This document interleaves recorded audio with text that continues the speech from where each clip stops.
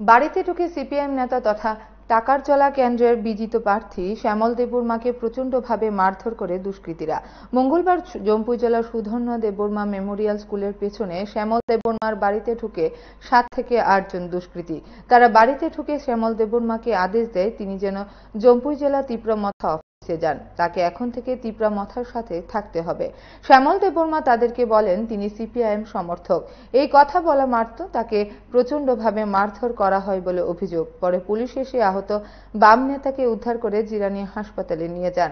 সেখানে তাকে চিকিৎসা করার পর আগরতলার মেলার মাঠ অফিসে নিয়ে রাখা হয়। বাড়িতে আসলে তাকে প্রাণে মেরে ফেলা হবে বলে হুমকি দেয় হামলাকারীরা।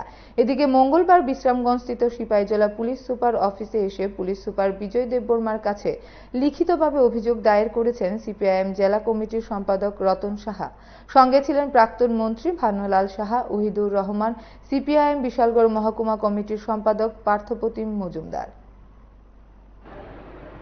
শ্যামল দেববর্মা ওনার বাড়িতে গতকালকে তিপ্রামথার 7-8 জন যুবক ওনার বাড়িতে যায়, গিয়ে ওনাকে নির্দেশ দেয় ওদের পার্টি অফিসে, জম্পুই জেলা স্থিত ওদের পার্টি অফিসে যেতে হবে, নির্দেশ এসেছে। বলে যে আমি সিপিআইএম করি, আমি যেন যাবো তোমাদের পার্টি অফিসে। যদি তোমাদের কিছু বলার থাকে তাহলে লেটার তোমাদের নেতা আমাকে ফোনে কথা বলুক অথবা তারা আসে। এই কথায় তারা বিরক্ত হয়ে তার উপরে বাড়ির মধ্যেই তাকে অ্যাটাক শুরু করে। এনিহাউ সে এসকেপ করে সে জঙ্গলে পালিয়ে যায়। সেখান থেকে ওভারফোন পুলিশকে জানায়, তারপর পুলিশ এসে তাকে রেস্কিউ করে জিরানী হাসপাতালে নিয়ে যায়। সেখান থেকে সে পার্টি অফিসে ছিল, বাড়িতে যাওয়ার মতো পরিস্থিতি ছিল না। সেকেন্ড আওয়ারে বিকালবেলা আবার আরো বেশি লোক নিয়ে তারা তার বাড়িতে গেছে, তাকে খোঁজখবর করেছে এবং বলেছে পার্টি অফিসে গিয়ে যাতে হাজিরাতে তাহলে অ্যাকশন হবে, এই জাতীয় একটা হুঁশিয়ার মতো জারি করেছে।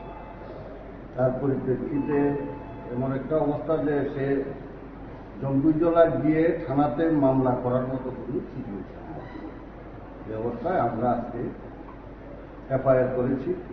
এটা আমরা বলেছি ওনাকে এসপি সাহেবকে বলেছি উনি যাতে কাইন্ডলি এটা জম্পুই জেলা থানাতে পাঠায় এবং কার্যকরী ব্যবস্থা যাতে গ্রহণ করে, যাতে এলাকা ভয়মুক্ত হয় এমন একটা পরিবেশ যাতে হয়।